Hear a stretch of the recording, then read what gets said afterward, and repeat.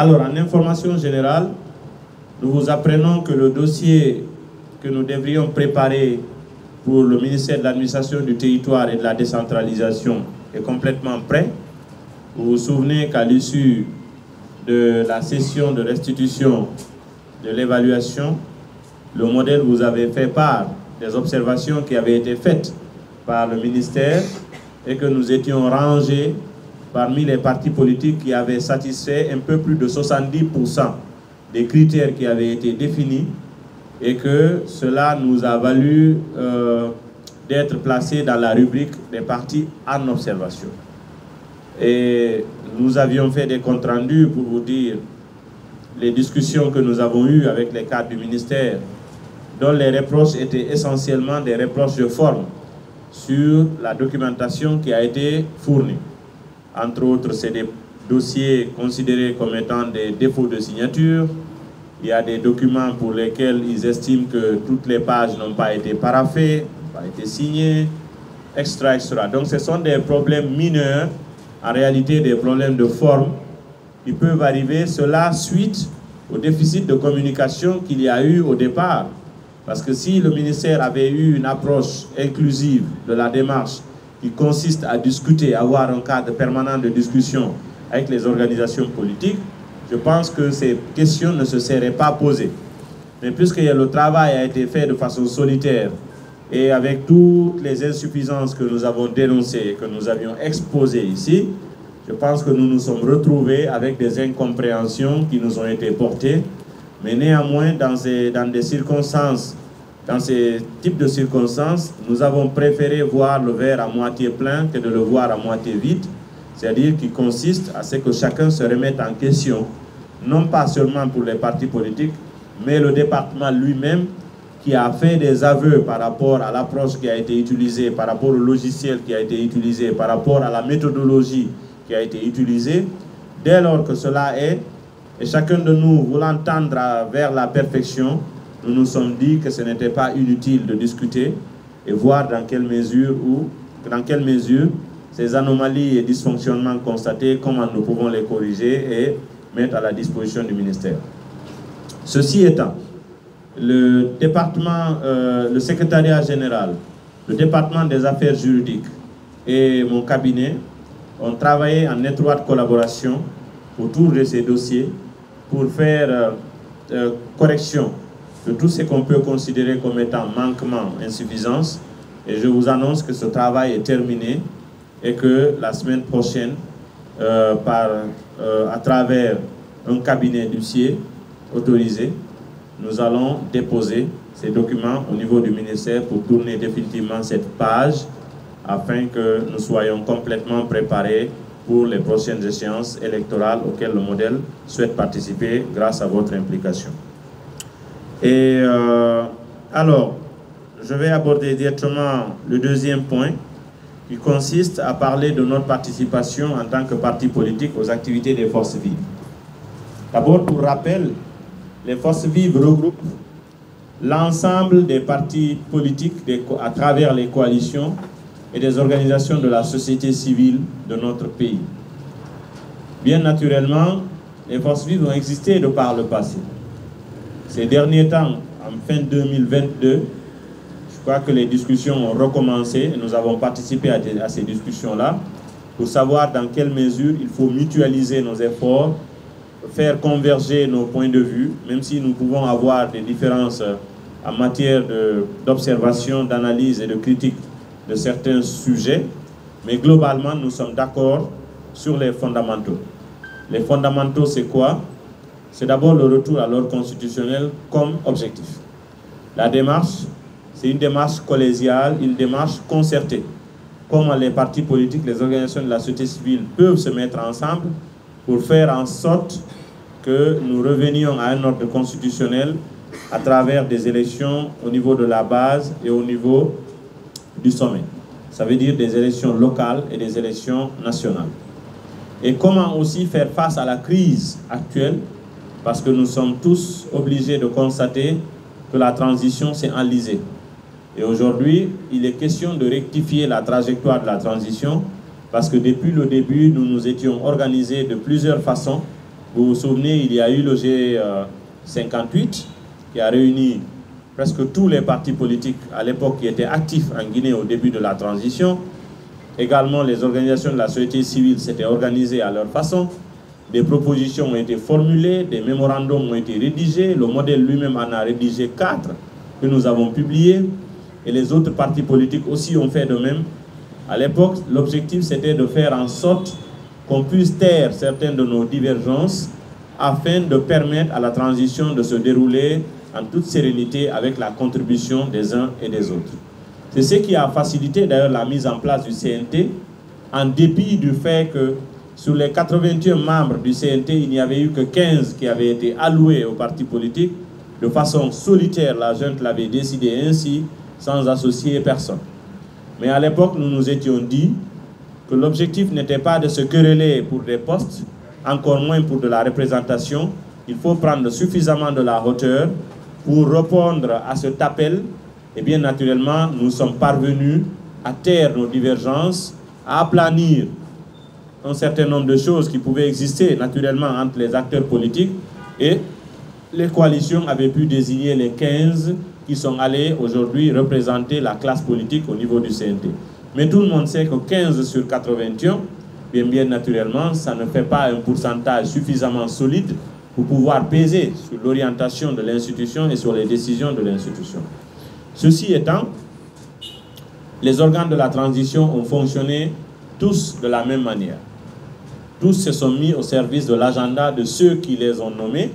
Et bien naturellement, cela nous a amené aujourd'hui à dérouter et à constater que la transition ne suit plus son cours normal, de sorte que même ceux qui l'amènent, qui se préparent à renier leurs engagements, commencent à faire croire qu'ils peuvent changer l'état d'esprit des gens, les mentalités des gens avec des jeux de mots qui consistent à dire que désormais nous ne sommes plus en transition, nous sommes en refondation, comme si cela peut amener à faire constater que eux-mêmes, leurs engagements, ils ne tiennent plus. La manipulation, comme nous l'avons toujours dit, consiste à dire les engagements qui ont été pris au départ, le serment du chef de la transition, le fait d'avoir eu sa parole solennelle, c'était sur la base de la charte, c'était sur la base de la transition. Et que désormais, ils peuvent se targuer d'avoir un avant-projet de constitution, ils peuvent se targuer de se dire, nous ne sommes plus en transition, nous sommes en refondation, ça veut dire pour eux, les engagements pris avant ne les intéressent plus, et maintenant c'est une nouvelle dynamique. Mais ça, c'est dans leur mode de fonctionnement, ça, c'est dans leur esprit, c'est leur façon de comprendre. Heureusement que nous sommes plus de 14 millions de Guinéens et ils ne représentent même pas 0,01% de ces 14 millions. Donc si eux, ils comprennent cela de cette façon, nous autres, on a le droit de comprendre la réalité telle qu'elle est, parce que heureusement, nous ne sommes pas des mythomanes. Nous ne nous faisons pas des illusions, nous regardons la réalité en face, nous la constatons et nous mettons chacun face à ses responsabilités. Et je crois que ce n'est pas injurieux, ce n'est pas irresponsable de dire à quelqu'un, vous avez eu des engagements, tenez vos engagements, ce n'est pas irrespectueux, ce n'est pas illégal non plus. Et donc, ceci étant, les forces vives continuent de mener les activités. Le modèle y travaille en tant que membre de la coalition FNDC politique que nous partageons avec l'UFR de notre aîné, M. Sidia Touré. Et nous travaillons avec les autres organisations des coalitions politiques et des organisations de la société civile. Ceci étant, nous préparons un certain nombre d'initiatives, des activités de terrain qui vont être annoncées à travers des déclarations publiques, et nous invitons nos militants et responsables non seulement à être attentifs à cela, mais également à répondre aux différents mots d'ordre qui seront lancés par les forces vives dont nous sommes membres à part entière. Alors, je vais attaquer le dernier sommet de la CEDEAO. Je vais m'attaquer au sujet, je ne m'attaque pas à la CEDEAO. Alors, je prendrai simplement le point, je fais lecture pour ceux qui n'ont pas suivi. Au 38, concernant la Guinée, le sommet s'est tenu à Abuja. Et à l'issue du sommet, un certain nombre de résolutions ont été rendues publiques. Concernant la Guinée, la conférence exhorte les autorités guinéennes à poursuivre les actions en vue de la mise en œuvre de la feuille de route pour le rétablissement de l'ordre constitutionnel d'une manière inclusive et participative. En outre, la conférence instruit la Commission d'aider la Guinée à mobiliser auprès des partenaires les ressources financières et techniques nécessaires pour faciliter le retour rapide à l'ordre constitutionnel. À cet égard, la conférence instruit la Commission de déployer une mission de haut niveau pour échanger avec les autorités et les acteurs politiques en vue de convenir des modalités de l'accélération de la feuille de route de la transition et de la mobilisation des ressources nécessaires pour cette fin. Je crois que la CEDEAO a été gentille de nous consacrer juste 10 lignes. Ça prouve que le sujet n'a pas été débattu en profondeur et qu'il n'a pas la résolution et d'ordre général, elle n'est pas précise. C'est regrettable. J'aurais pensé que la CEDEAO, au lieu de parler de la feuille de route de façon ramassée, serait revenue sur l'accord dynamique qui a été signé entre les autorités de la transition et la CEDEAO. Et la CEDEAO aurait eu le courage de constater que cet accord dynamique n'a pas été respecté. Parce que dans cet accord, il était question pour la junte de rendre le pouvoir aux civils à l'occasion des élections qui allaient s'organiser avant le 31 décembre 2024. Bien qu'ils aient ajouté le mot dynamique, qui consiste à glisser ce qu'on appelle l'élasticité, c'est-à-dire dès au début, vous sentez qu'il n'y avait pas de bonne foi. Lorsqu'on met un terme comme ça, c'est de faire croire que c'est élastique, ça veut dire qu'on peut repousser autant de fois qu'on peut. Et à l'époque, vous pouvez encore consulter les archives.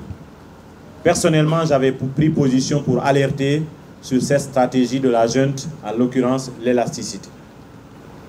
J'ai alerté sur le fait que la junte n'était pas de bonne foi dès le départ, sinon les accords qui devaient se signer par rapport à cela devaient faire l'objet d'un consensus national ici, donc un accord concerté, mais c'est en catimini, la junte s'est isolée avec une commission, une équipe de la CEDEAO pour nous produire un accord qu'ils ont rendu public.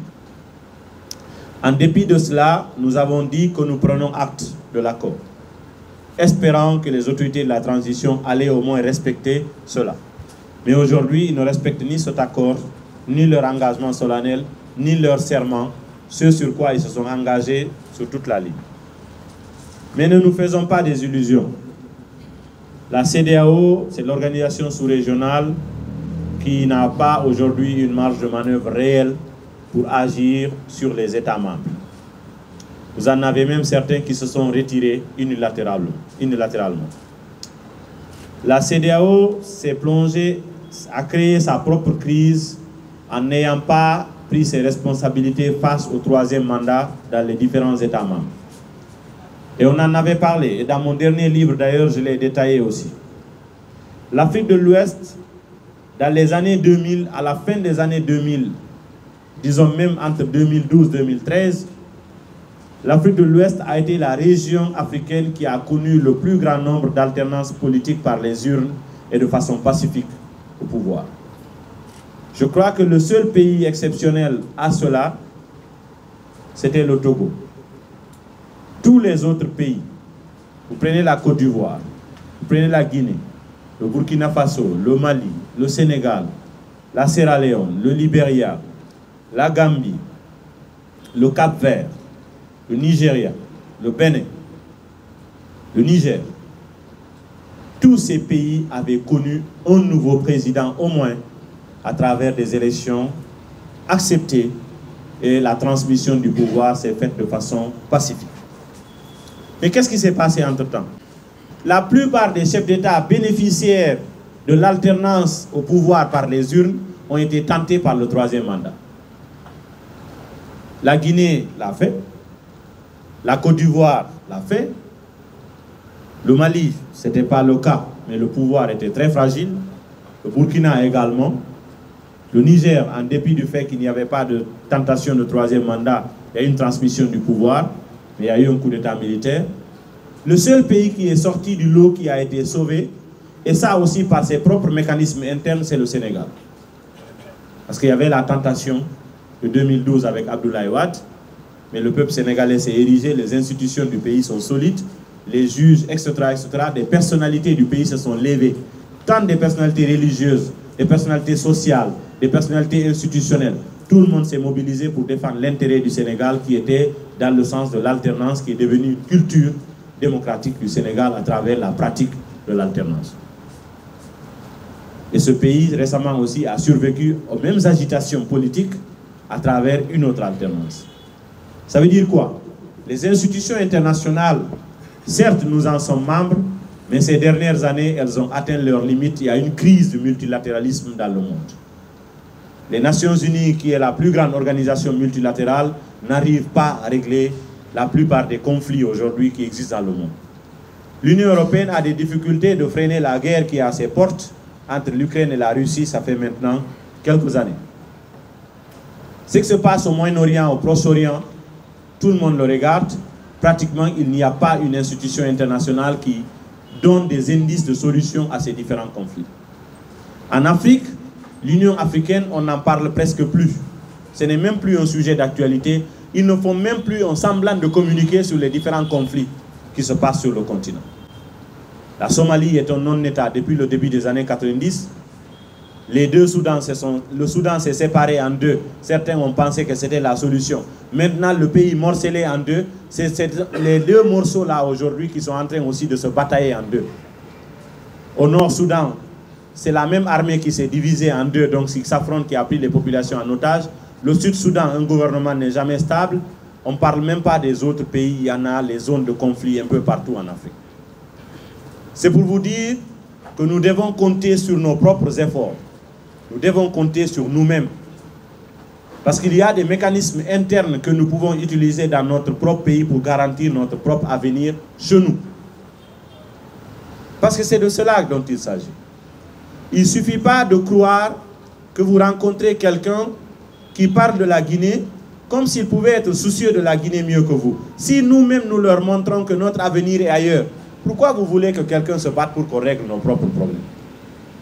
Lorsque tu sors de la Guinée, tu vas ailleurs, tu t'installes et tu parles de la Guinée. Si toi-même tu n'as pas ressenti pour ton propre pays et le montrer dans ton propre pays, vous ne pouvez pas espérer que quelqu'un d'autre vous aide à régler vos propres problèmes, tandis qu'eux-mêmes, ils ont leurs propres problèmes qu'ils n'arrivent pas à régler. Donc, nous ne mettons pas à l'écart les institutions internationales, nous pensons qu'elles peuvent toujours être utiles. Mais elles doivent se réformer, ça c'est nécessaire. Il y a plusieurs années que des spécialistes ont déjà appelé à la réforme du système des Nations Unies, à la réforme du Conseil de sécurité des Nations Unies, à la réforme de la CEDEAO, à la réforme de l'Union africaine. Ils n'ont pas été entendus. Pendant plusieurs années, j'ai donné des cours de géopolitique dans les universités de notre pays.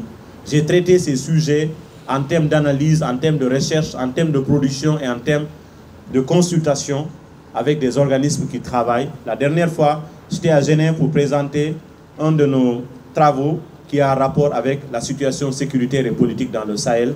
J'étais un des consultants sur cette question et j'étais venu faire une présentation pour expliquer les raisons pour lesquelles la crise sécuritaire et politique au Sahel n'arrive toujours pas à être abordée par le bon bout. Il y a des gens qui connaissent la source des problèmes, la source des conflits. Malheureusement, ils ne s'investissent pas, ils ne s'impliquent pas, ils ne sont pas écoutés parce qu'ils ne sont pas au pouvoir. Donc, pour revenir au cas de la Guinée, rassurez-vous que ce sont nos efforts internes qui peuvent changer le cours de l'histoire de notre pays. Ne nous faisons pas d'illusions. La dernière fois que j'ai été sollicité par les Nations Unies, parce qu'il y avait une mission qui devait venir en Guinée pour évaluer la situation de la transition et à la demande des autorités guinéennes pour apporter une aide technique et financière au processus électoral, j'étais en séjour à New York. Lorsqu'ils m'ont demandé, je leur dis, lorsqu'on vous demande de venir appuyer un processus, mais il faudrait bien que ce processus existe. Ils disent oui. J'ai dit à l'instant T, qu'est-ce qu'on vous a présenté comme processus électoral en Guinée pendant cette transition? Il n'y a rien. Parce que pour parler d'un processus électoral, il faut d'abord parler d'un cadre législatif. Et le cadre législatif, c'est la Constitution qui va générer le code électoral. Lorsque vous n'avez pas de code électoral, vous n'avez pas une assise législative sur laquelle vous pouvez baser un processus électoral. Parce que toutes les actions, toutes les initiatives qui doivent être menées dans le processus électoral doivent être des initiatives basées sur la loi électorale du pays, c'est-à-dire le code électoral. Mais jusqu'à présent, on nous parle de quoi? On nous parle d'avant-projet de constitution, non? Ce n'est même pas un projet de constitution, c'est un avant-projet. À plus forte raison, une constitution adoptée. Lorsqu'il y a un vide de cette nature, vous ne pouvez pas dire que vous êtes venu appuyer, parce que vous appuyez quelque chose qui n'existe pas. C'est comme si on s'appuyait sur le vide. Lorsque vous vous appuyez sur le vide, qu'est-ce qui vous arrive? Vous tombez, non? Le vide, on ne s'appuie pas sur le vide. Il y a aujourd'hui un vide par rapport au processus électoral qui n'existe toujours pas. Nous n'avons pas de la législation électorale. Nous n'avons pas, par conséquent, un fichier électoral. Nous n'avons pas un organe de gestion des élections. Nous n'avons pas une logistique électorale. Les Guinéens ne sont nulle part aujourd'hui où ils peuvent se retrouver pour voter. Alors, dès lors que cela est, je leur ai dit, envoyez votre mission, c'est normal de répondre, mais lorsque vous serez sur le terrain, nous en discuterons. Faites le tour, rencontrez les autorités, ce n'est pas moi qui vous dis ça, mais lorsque vous ferez une évaluation exhaustive, vous vous rendrez compte que pour le moment, la Guinée n'est pas prête par le fait de ses autorités à organiser les élections, non pas parce que ce n'est pas possible, mais parce que de la volonté politique n'existe pas pour le faire. Sinon, dès les premières heures, toutes les propositions avaient été faites. Le modèle a fait plusieurs propositions. 4 mémorandums qui peuvent être aujourd'hui consultés. Vous pouvez aller sur tous les sites parce que nous avions rendu public nos propositions.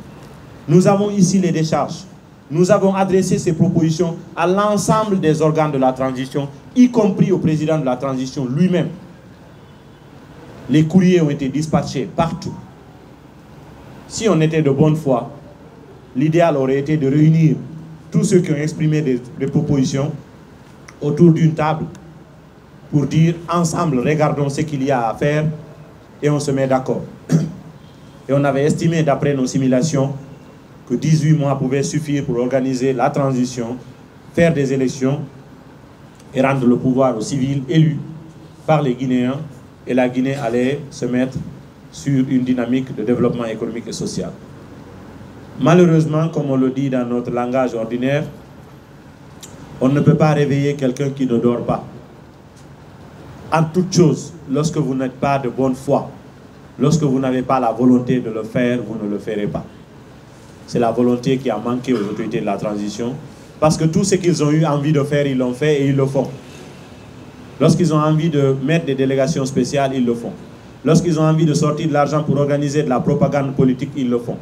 Lorsqu'ils ont envie de contraindre des hommes politiques à être en exil, ils le font. Lorsqu'ils ont envie de menacer des hommes politiques, ils le font. Ils menacent de plusieurs façons. Ils appellent au téléphone, ils menacent dans la rue, ils font toutes sortes d'intimidations pour penser que ça va changer quelque chose. Ce n'est pas en cassant le thermomètre qu'on fera baisser la température. La motivation que nous avons restera intacte. La détermination que nous avons restera intacte. Tout ce que nous faisons, nous le faisons pour la Guinée. Tout ce que nous le faisons dans le cadre de la loi. Nous savons que nous sommes en phase avec nos compatriotes. Nous sommes en phase avec ce qu'ils veulent pour notre pays. Raison pour laquelle nous sommes pressés d'aller aux élections pour que ceux-ci nous choisissent afin qu'on puisse diriger notre pays. C'est de ça dont il s'agit. Merci beaucoup.